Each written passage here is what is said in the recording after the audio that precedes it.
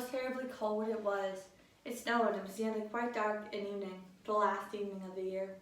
In this cold and darkness there went along the street a poor little girl, bareheaded and with naked feet. When she left home she had slippers on, it is true. But what was the good of that? For they were very large slippers, which her mother had hitherto worn. So large were they, and the poor little thing lost them as she scuffled about across the street, because of two carriages that rolled by dreadfully fast. One slipper was nowhere to be found. The other had been laid hold of by an urchin, and off he ran with it. He thought it would do capitally for a cradle when he, one day or the other, should have children of his own. So the little maiden walked on with bare, naked feet that were quite red and blue from the cold. She carried a quantity of matches in an old apron, and she held a bundle of them in her hand. Nobody had bought anything of her the whole livelong day. No one had given her a single farthing. She crept along, trembling with cold and hunger, a very picture of sorrow, the poor little thing. The flakes of snow covered her long fair hair, which fell in beautiful curls around her neck. But of that, of course, she never once now thought. From all the windows the candles were gleaming, and it smelled so deliciously of roast goose. For you know, it was New Year's Eve. Yes, of that she thought. In a corner formed by two houses, of which one advanced more than the other, she seated herself down and cowered together. Her little feet she had drawn close up to her, but she grew colder and colder, and to go home she did not venture, for she hadn't sold any matches, and could not bring a farthing of money home. From her father she would certainly receive blows, and at home it was cold too, for above her she had only one roof through which the wind whistled, even though the largest cracks were stopped up with straws and rags.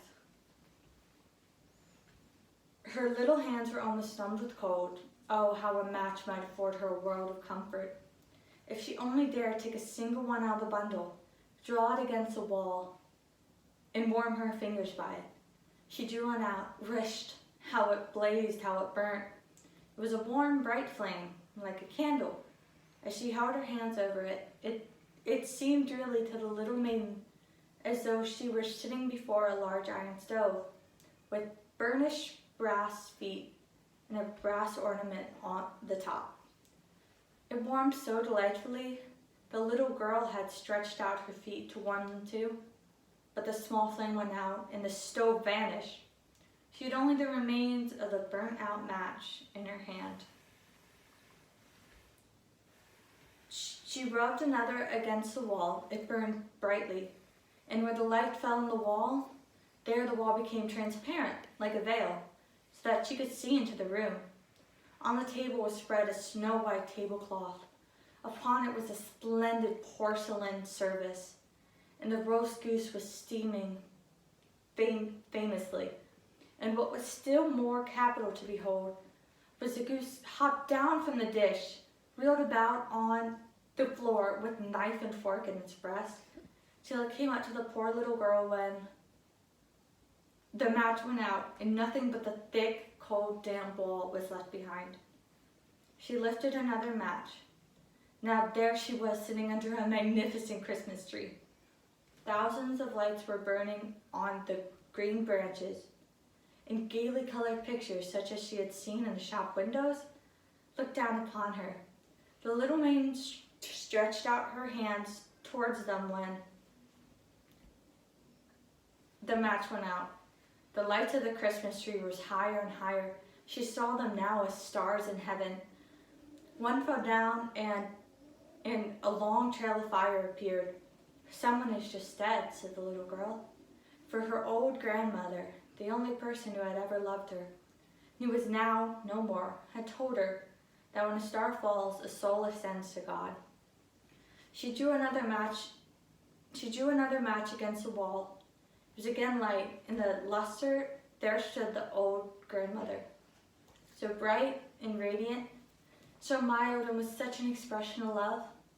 "Grandmother," cried the little girl, Oh, take me with you. You go away when the match burns. You vanish like the warm stove, like the delicious goose and the magnificent Christmas tree. And she rubbed the whole bundle of matches quickly against the wall, for she wanted to be quite sure of keeping her grandmother near her as long as she could. The matches gave such a brilliant light that it was brighter than at noonday. Never formerly had the grandmother been so beautiful and so tall. She took the little maiden on her arm, and both flew in brightness and in joy so high, so very high, and above neither cold, nor hunger, nor anxiety. They were with God. But in the corner, at the cold hour of dawn, sat the poor little girl with rosy cheeks and with a smiling mouth leaning against the wall, frozen to death on the last evening of the year. Stiff and stark sat the child with her matches, which one of the bundles had been burnt. She wanted to warm herself, people said. No one had the slightest suspicion of what beautiful things she had seen.